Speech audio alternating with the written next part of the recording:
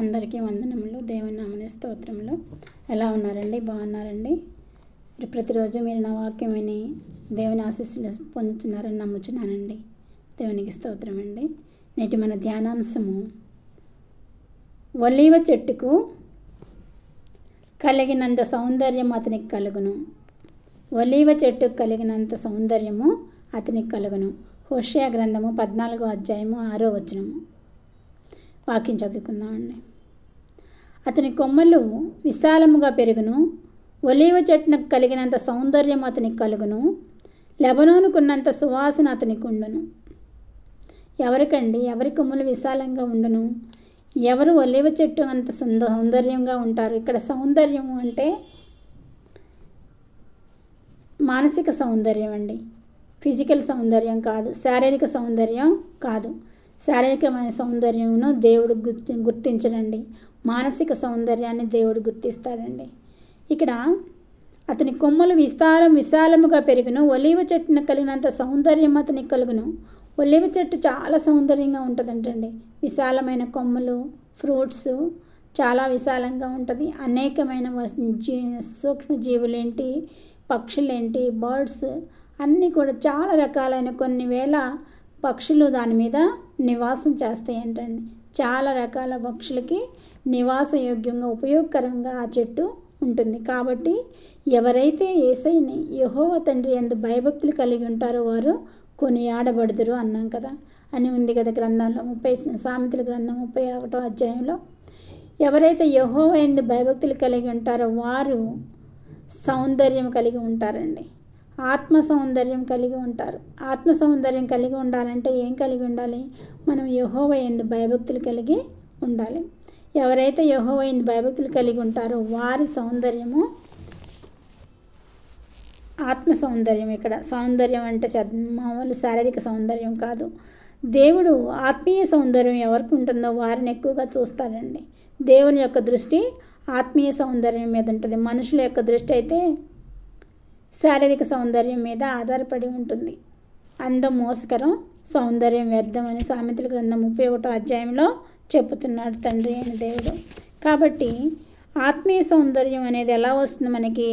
యెహోవా యందు భయభక్తులు కలిగి ఉండటం వలన ఆత్మీయ సౌందర్యం వస్తుంది. యెహోవా యందు భయభక్తులు కలిగిన స్త్రీ కొనియాడబడుతుంది. కాబట్టి ఎవరైతే యెహోవా యందు భయభక్తులు కలిగి ఉంటారో వారు ఒలీవ చెట్టు వలె సౌందర్యంగా ఉంటారు. ఎందుకు ప్రభువైన యేసు ఒలీవ చెట్టుతో పోల్చారు మనల్ని అంటే, ఒలీవ చెట్టు కొన్ని వేల సంవత్సరాలు బ్రతుకుతుందండి. ఒలీవ చెట్టుకి చావు అనేది ఉండదు, అది జీవించే ఉంటుంది. ఎలాంటి సమయంలో కూడా, ఎంత జలప్రళయం వచ్చినా, ఎంత ఏమి సంభవించినా సరే ఒలీవ చెట్టు బ్రతికే ఉంటుంది. దానికి ఉదాహరణ ఏంటంటే, నోవహు కాలంలో పెద్ద జలప్రళయం వస్తుంది కదా. జలప్రళయం వచ్చిన తర్వాత ఆరిపోయిన తర్వాత ఒక పావురాన్ని వదిలితే ఆ పావురము ఒలీవ కొమ్మను పట్టుకొస్తుంది. అన్ని చెట్లు చనిపోయినాయి కానీ ఒలీవ చెట్టు చనిపోలేదు.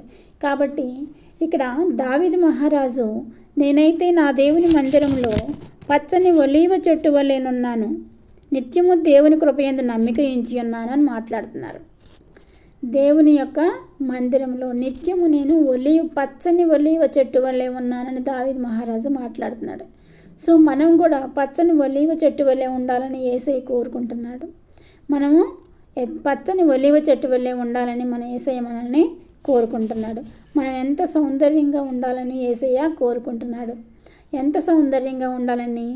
ఒలీవ చెట్టు అంత సౌందర్యంగా ఉండాలి అని కోరుకుంటున్నాను. ఒలీవ చెట్టు పచ్చని కొమ్మలతో, విశాలమైన కొమ్మలతో, ఫ్రూట్స్తో, తర్వాత ఫ్లవర్స్, ఫ్రూట్స్తో చాలా బ్యూటిఫుల్గా ఉంటుంది ఒలీవ చెట్టు. అంత అందంగా మనం ఉండాలి అని యేసయ్య మనల్ని కోరుకుంటున్నాడు. అందం అంటే బాహ్య సౌందర్యం కాదండి, ఆత్మీయ సౌందర్యం. ఆత్మీయ సౌందర్యము మనలో ఉండాలని యేసయ్య కోరుకుంటున్నాడు. నిత్యము దేవుని కృపయందు నమ్మిక ఉంచుచున్నాను.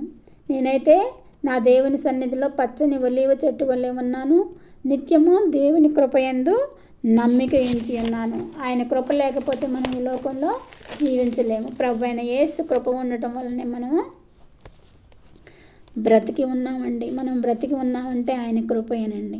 మనకేదైనా కలిగి ఉన్నది అంటే ఆయన కృప వల్లనే కలిగి ఉన్నదండి. ధనఘనతలు అన్నీ ఆయన యందు గుప్తమై ఉన్నవి. బుద్ధి విజ్ఞాన సర్వసంపదలు ఆయనలో గుప్తమై ఉన్నవి. అది చక్కని ఫలములు గల పచ్చని ఒలీవ చెట్టని యెహోవా నీకు పేరు పెట్టును. యెహోవా మనకేమని పేరు పెట్టాడంటండి? చక్కని ఫలములు గల పచ్చని ఒలీవ చెట్టని యెహోవా నీకు పేరు పెట్టెను. ఒలీవ చెట్టు అని యెహోవా నీకు పేరు పెట్టాడు.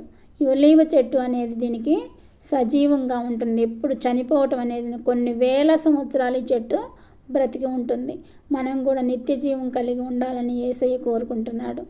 ఇహలోక సంబంధంగా శారీరకంగా చనిపోయినను ఆత్మీయంగా మనము బ్రతికే ఉంటామండి. మన పేరు జీవ గ్రంథంలో రాయబడుతుంది. కాబట్టి అందుకే దేవుడు మనల్ని పచ్చని ఒలీవ చెట్టు అని యెహోవా నీకు పేరు పెట్టెను. కాబట్టి ఎక్కడైతే మనము ఆశీర్వదించబడతామో, ఎక్కడైతే యేసు ప్రభుని యెహోవా తండ్రిని యందు భయభక్తులు కలిగి ఉంటామో అక్కడ మనము కొనియాడబడతామండి. యెహోవా యందు భయభక్తులు కలిగిన స్త్రీ కొనియాడబడును. యెహోవా యందు భయభక్తులు కలిగి ఉంటే ఆత్మ సౌందర్యం అండి. ఆత్మ సౌందర్యం అనేది దేవుడు మనకి ఈరోజు అనుగ్రహిస్తున్నాడు. నేను ఈ నూతన సంవత్సరంలో మనం అందరం ఆత్మ సౌందర్యం కలిగి ఆత్మీయంగా ఎదగాలని కోరుకుంటూ ఈ చిన్న వాక్యాన్ని ముగిస్తున్నాను. ప్రతిరోజు నా వాక్యం వినాలి అనుకుంటే సబ్స్క్రైబ్ చేసుకోండి, లైక్ చేయండి, షేర్ చేయండి. ఓకేనా? చిన్న ప్రార్థన చేసుకుందామండి.